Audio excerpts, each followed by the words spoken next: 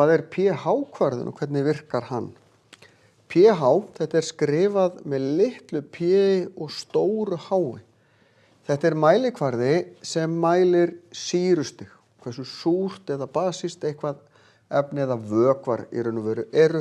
Við getum ekki mælt sýrustig nema það sé búið að blanda þessu í vatn. Þetta er kvarði, hann byrjar í 0 og hann nær upp í 14.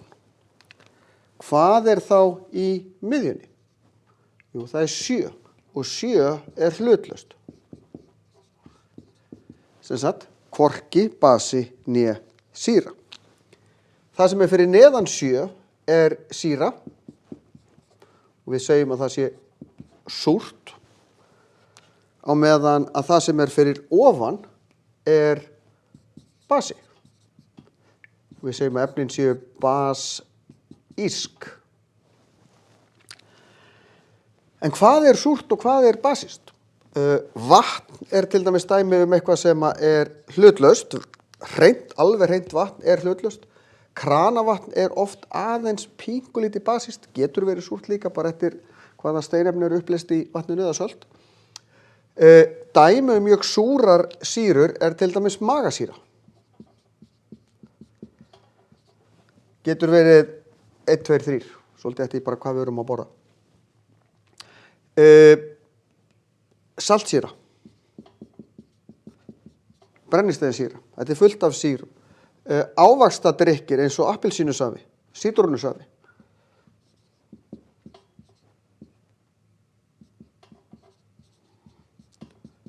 Eru frekar súrir. Gosdrykkir eru frekar súrir. Sterkar sýrur geta leyst upp hluti, ekki hvað sem er, og það tekur langan tíma fyrir sýrur að leysa stundum upp hluti. Við sjáum stundum í bíómyndum, í teiknimyndum, að einhverjum er hent út í eitthvað sýrukar og bara viðkomandi leysist upp eins og ísmoli í sjóðandi vatni. Þetta virkar ekki þannig. Það er hægt að leysa upp lífverur út í það er farið, en það tekur langan tíma og það þarf mikið af sýru til þess. Basarnir er eins og matarsóti og vítisóti. Margar sápur eru basískar líka og það er í raun og það eru fleiri efni sem eru basísk líka. Basarnir geta líka leyst upp efni. Að fá á sig sýru eða basa á húðina, það leysir hann upp. Það fer mann að svíða og maður þarf að skóla það strax af með vatni. Þannig að þetta er pH-kvarðinn. Þegar þið komið í framhaldsskóla getið þið svo farið að reikna út sýrustig af því að þetta er í raun stórt H eins og í vetni. Stórt H er efnatáknið fyrir vetni. Og þetta er í raun og veru P stendur fyrir hlutfallslega proportion af vetni eða vetnisjónum ef út í það er farið og það er hægt að reikna það út úr lausnum. Hvað gerist hins vegar ef ég tek sterka sýru eins og saltsýru sem er HCl og sterkan basa eins og vítisóta sem er NaOH. Sjáðu þið. Hvað gerist þegar ég blanda þessu saman?